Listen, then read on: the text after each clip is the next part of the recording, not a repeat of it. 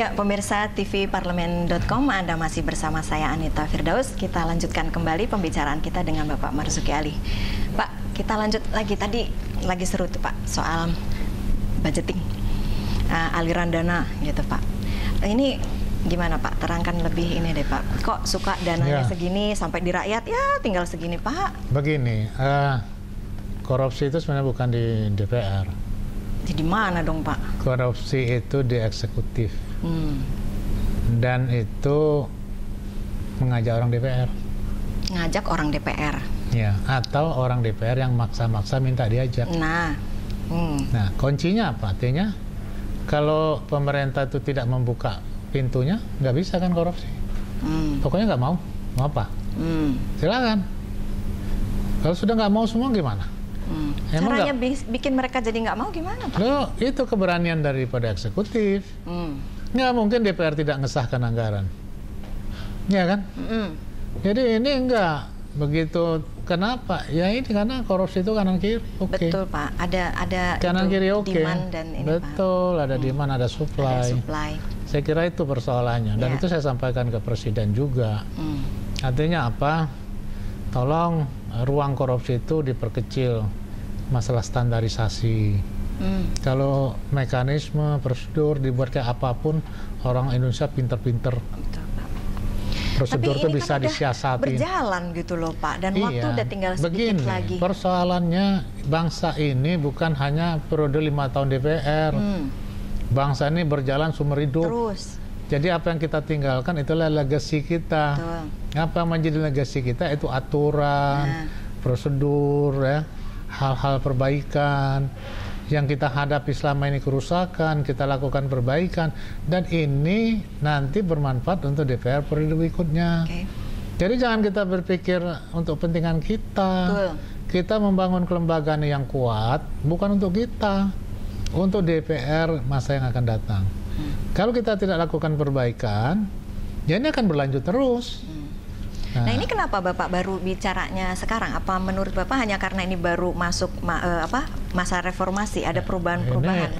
Ada kewajiban yang menjadi wewenangnya pimpinan, yaitu kesekjenan.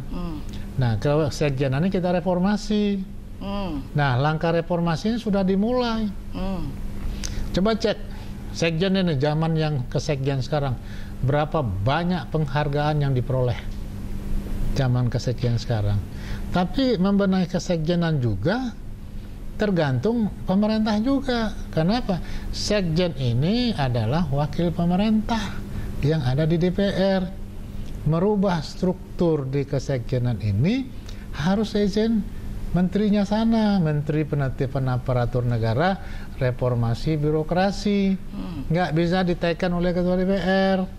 Itu juga yang menjadi hambatan kita mereformasi kesekjenan. Tetapi paling tidak dari segi implementasi, saya selalu memberikan arahan, saya selalu memberikan batasan-batasan, dan saya memberikan panutan, contoh. Saya sampaikan, jangan ada yang merugikan keuangan negara. Di DPR ini tidak ada satupun yang namanya proyek-proyek ketua DPR. Itu saya sampaikan. Siapapun yang mengatasnamakan ketua DPR, silahkan diusir. Clear. Saya tidak mau periode saya satu orang pun yang sekolah oleh KPK. Ya, betul. Tapi alhamdulillah dengan konsisten, dengan arahan yang selalu kadang-kadang keras.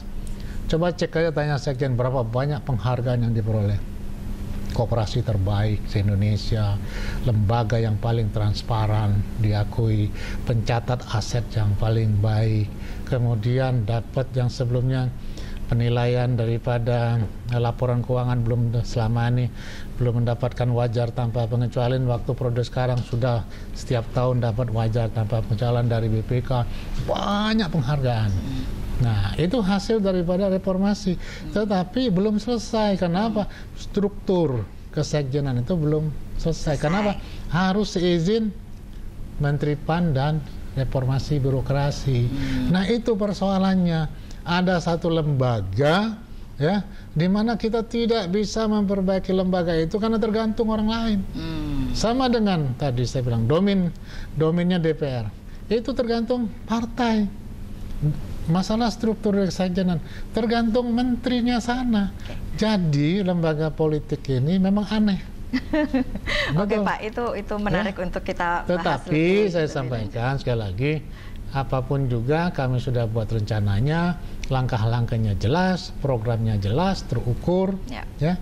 Mudah-mudahan ya kalau ini dijalankan, yakin 2014 akhir DPR sudah kredibel. Oke, insya Allah ya Pak ya. Oke, baiklah para pemirsa tvparlemen.com, kita lanjutkan kembali pembicaraan kita setelah jeda berikut.